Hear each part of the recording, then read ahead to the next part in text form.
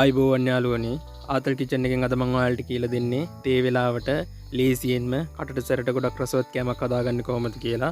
ඇත්තටම යාළුවනේ මේක මාරම රසයි. ඒ වගේම අපිට හදාගන්න ගොඩක් ලේසියි.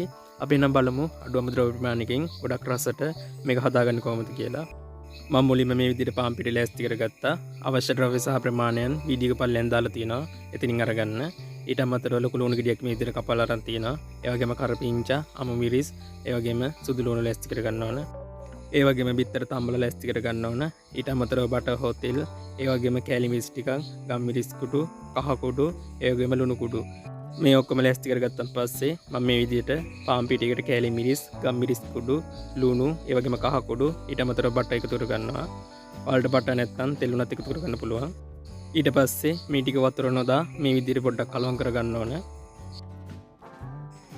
මේ ටික මේ විදිහට කලවම් කරගත්තන් පස්සේ වතුර ටික ටික දාලා අතේ ඇලෙන්නේ නැති ගානට අපි පිටි මිශ්‍රණය හදා ගන්න ඕන. මන් දීලා තියෙන ප්‍රමාණයන්ගෙන්ම ඔයාලත් මේක හදා ගන්න යාළුවනේ. එතකොට ඔයාලත් ගොඩක් රසට මේක හදා ගන්න පුළුවන්. දැන් ඔයාලට පේනවා අතේ ඇලෙන්නේ නැති ගානට අපි පිටි එක ඇදලා තියෙනවා. දැන් මේකෙන් අවශ්‍ය ප්‍රමාණයට මේ විදිහට ගුලි කඩා ගන්න ඕන.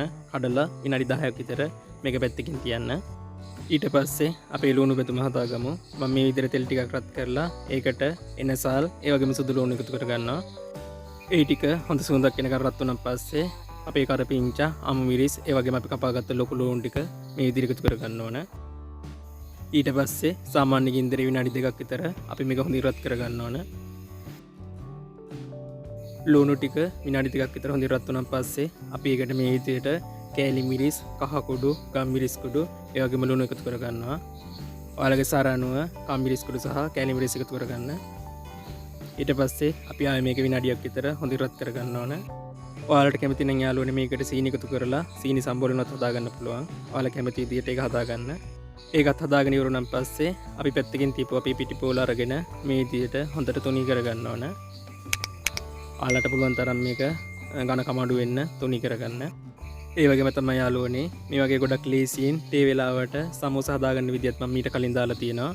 ඔයාලට මේ උඩ වැටෙන ලින්ක් වලින් ඒවත් බලන්න පුළුවන්. දැන් ඔයාලා මේ විදිහට හොඳට මේක තුනී කරගන්න. නැත්නම් මැදමු වෙනවා. දැන් ඔයාලට පේනවා මේක හොඳටම ඝන කමඩු වෙලා තියෙනවා. ඊට පස්සේ අපි මේක මේ විදිහට දෙකට කපා ගන්න ඕන.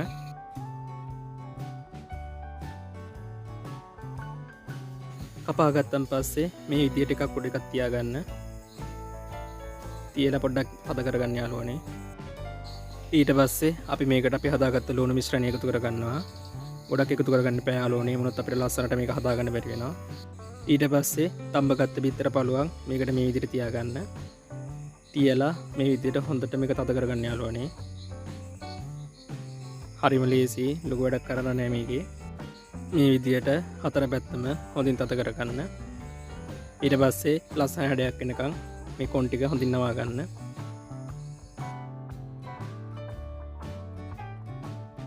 ඔයාලට මේක තව ලස්සන කරගන්න පුළුවන්. ගැරප්පුවකින් මේ විදිහට තද කරගත්තොත් ඒ වගේම තමයි මේක මෙහෙම කරන් පස්සේ මේක හොඳට සීල් වෙනවා.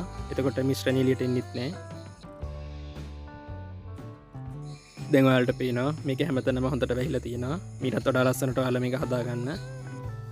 ඉතුරු ටිකත් මේ විදිහට හදාගත්තන් පස්සේ අපි මේ ටික බෙදගමු. ඔයාලට කැමති නම් මේක oven එකේ දාලා හදාගන්න පුළුවන්. ඒ වගේම තමයි යාළුවනේ ආතල් කිචන් channel එකේ තවත් ගොඩක් රසවත් රෙසිපි තියෙනවා. fried rice වර්ග, කොත්තු වර්ග, ඩීවල් වර්ග, ඒ වගේම නූල්ස් වර්ග, ගොඩක් රසට හොදි හදන හැටි, ඒ වගේම shorties වර්ග පවා තියෙනවා. ඔයාලට ඒ ඔක්කොම channel එක ඇතුළට ගියන් පස්සේ බලා ගන්න පුළුවන්. ඒ වගේම තමයි යාළුවනේ මේ වීඩියෝ එක හොඳ නම් අනිවාර්යෙන් පල්ලෙන් කමෙන්ට් එකක් දාන්න. වීඩියෝ එකට ලයික් කරන්න. ඒ වගේම තමයි channel එක හොඳ නම් පල්ලෙහා තියෙන subscribe button එක ඔබලා එහා පැත්තේ තියෙන bell එකට මොකකින් හරි ගහගෙන යන්න. විනාඩියක් විතර මේක හොඳින් බෙදුනන් පස්සේ අනිත් පැත්ත මේ විදිහට දාගන්න යාළුවනේ. ඔයාලා මේක oven එකේ හදනවා නම් වීඩියෝ එක පල්ලෙන් දාලා තියෙනවා හදාගන්න ඕන විදිය. ඒ විදිහට හදාගන්න. ඒ වගේම තමයි යාළුවනේ ඔයාලට අවශ්‍ය රෙසිපි තියෙනවා නම් අනිවාර්යෙන් පල්ලෙන් කමෙන්ට් එකක් දාන්න. අනිවාර්යයෙන්ම මම ඒ හැම එකක්ම ඔරිජිනල්ම රෙසිපි එක හොයලා ඔයාලට කියලා දෙනවා. විනාඩි 3ක් විතර මම මේක හොඳින් බෙදගත්තන් පස්සේ මේ විදිහට ලිපින් අයින් කරගන්නවා. මේ තියෙන යාළුවනේ අපි ගොඩක් රසට ලේසියෙන් මේ වගේම ගොඩක් ලස්සනට හදාගත්ත අපේ බිත්තර බෆ් එක. ඇත්තටම යාළුවනේ ගොඩක් ලාභයි මේක. එහෙනම් ඔයාලත් අනිවාර්යෙන් හදලා බලන්න. ගොඩක් ස්තුතියි මගේ වීඩියෝ එක බලුවට.